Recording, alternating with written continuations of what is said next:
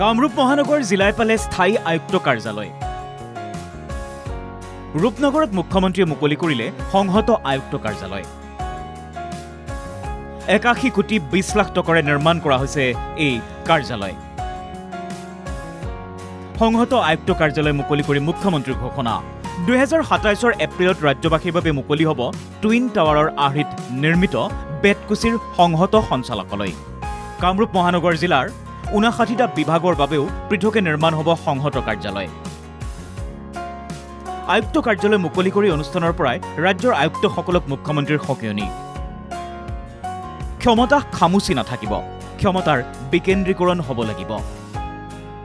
ব্ৰহ্মপুত্ৰৰ পাৰ মুকলি কৰাৰ বাবে লগতে আয়ুক্ত কাৰ্যালয়ৰ বৰ্ধিত কামৰ প্ৰতি লক্ষ্য ৰাখি পাণ বজাৰৰ পৰা হেঙেৰাবাৰীৰ অস্থায়ী ভৱনলৈ স্থানান্তৰিত হোৱা কামৰূপ মহানগৰ জিলা আয়ুক্ত কাৰ্যালয়ে পালে এতিয়া স্থায়ী ঠিকনা। এই নতুন ঠিকনা ৰূপনগৰ। ৰূপনগৰত নিৰ্মাণ কৰা ৪ মহলীয়া সুদৃশ্য সংহত আয়ুক্ত কাৰ্যালয়টি বুধবাৰে মুকলি কৰে মুখ্যমন্ত্ৰী ডঃ হিমন্ত বিশ্ব শৰ্মাই। মুকলিৰ পূৰ্বে মুখ্যমন্ত্ৰীগৰাকীয়ে তেওঁৰ ভাষণত পুনৰ দোহাৰিলে জনতা ভৱনত দম বন্ধা ফাইলৰ কথা। ইয়াৰ সংস্কাৰৰ প্ৰয়োজনীয়তাৰ কথা ক'লে মুখ্যমন্ত্ৰী। ছেক্ৰেটাৰিয়েটত আজিৰ দিনতো এটা বিশাল কাগজ আৰু ফাইল পেণ্ডিং হৈ আছে। এইবাৰ আমি নতুনকৈ হিচাপ কৰিছোঁ যে ২১ত আমি ইমান এটা ডাঙৰ পৰিৱৰ্তন অনাৰ পিছতো ২৬ত আকৌ কেনেকৈ কাগজ জমা হ'ল। তাৰমানে আমি যিমান ডেলিগেশ্যন কৰিছিলোঁ তাতকৈ আৰু বেছি কৰবাত নহয় ক'ৰবাত ডেলিগেশ্যন কৰাৰ প্ৰয়োজনীয়তা আছে। মুখ্যমন্ত্ৰীৰ মুখত জিলাৰ আয়ুক্তসকলে পোৱা ক্ষমতাৰ কথা, ক্ষমতা বিকেন্দ্ৰীকৰণৰ কথা।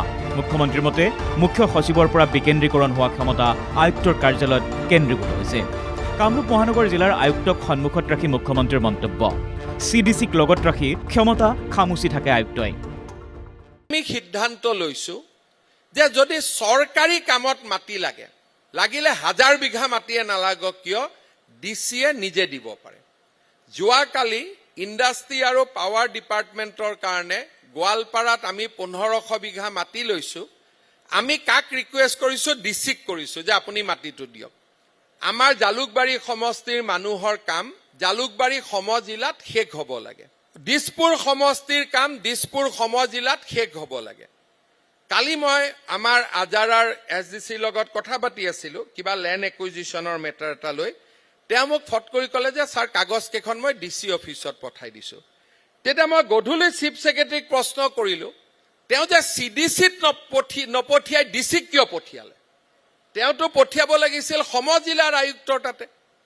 তাৰমানে ক'ৰবাত নহয় ক'ৰবাত ছেক্ৰেটাৰিয়েটৰ পৰা পাৱাৰটো বিকেন্দ্ৰীকৰণ হৈছে, কিন্তু জিলা আয়ুক্তৰ কাৰ্যালয়ত পাৱাৰটো আকৌ কেন্দ্ৰীভূত হৈছে। যেনেকৈ মুখ্যমন্ত্ৰীয়ে পাৱাৰটো এৰিব নোখোজে, DCজনেও পাৱাৰটো এৰিব নোখোজে। এই প্ৰৱণতাটো আমি এৰিব লাগিব। তাৰমানে আমি ফাৰ্ডাৰ বিকেন্দ্ৰীকৰণ কৰিব লাগিব, য'ত নেকি ৰাইজ উপকৃত হ'ব পাৰে। ছেপ্টেম্বৰত আমি জিলা আয়ুক্তসকলৰ মিটিং পাতিছোঁ যাতে মেক্সিমাম পাৱাৰ আমি জিলা আয়ুক্তক দিব পাৰোঁ। এতিয়াৰ পৰা আয়ুক্ত কাৰ্যালয়ত জ্যেষ্ঠজনক সন্মান জনাব লাগিব। কোনো বয়োজ্যেষ্ঠ যদি কাৰ্যালয়লৈ আহি থিয় হৈ থাকিবলগীয়া হয়, আয়ুক্তই এই বিষয়ত তদাৰক কৰিব লাগিব। তাৰ বাবে তেওঁ প্ৰতিটো কোঠা আৰু কৰিডৰত কেমেৰাৰ ব্যৱস্থা কৰিব। ডাঙৰ কাৰ্যালয়ত আমি এটা অন্তত পৰিৱেশ পাম। আৰু মই আমাৰ জিলা আয়ুক্তকো অনুৰোধ কৰিম যে এই কাৰ্যালয়ৰ প্ৰতিটো ৰুমত CCTV থাকিব লাগে, প্ৰতিটো বাৰেণ্ডাত CCTV থাকিব লাগে। আৰু বয়োজ্যেষ্ঠ নাগৰিকসকলক যাতে কোনেও থিয় কৰাই নথয়, ছিনিয়ৰ চিটিজেনসকলৰ আমাৰ কাৰ্যালয়বিলাকত যাতে সন্মান হ'ব পাৰে, কাম হওক নহওক।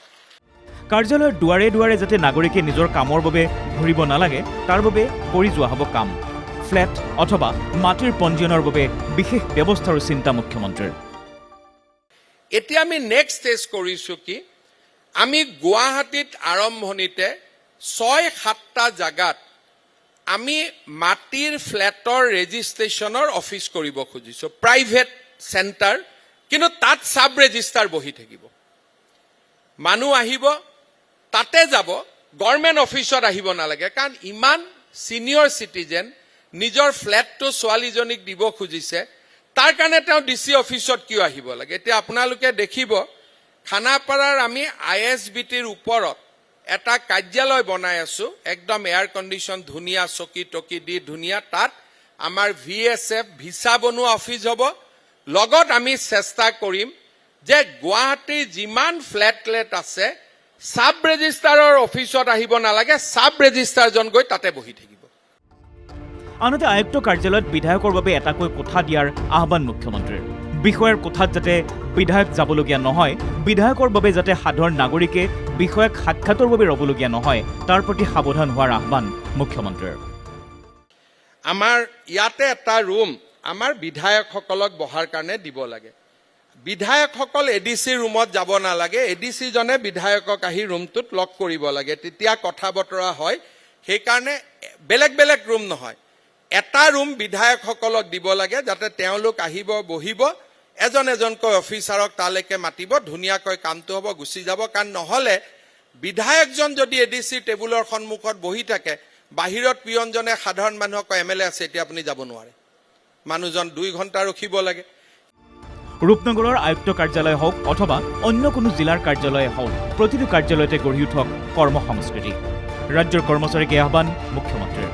ৰূপনগৰৰ সংহত আয়ুক্ত কাৰ্যালয়ৰ পৰাই যদি মুখ্যমন্ত্ৰীৰ সপোনৰ কৰ্ম সংস্কৃতি গঢ় লৈ উঠে, মহানগৰীত বাস কৰা প্ৰতিগৰাকী নাগৰিকে ইয়াৰ উপকাৰ লাভ কৰিব।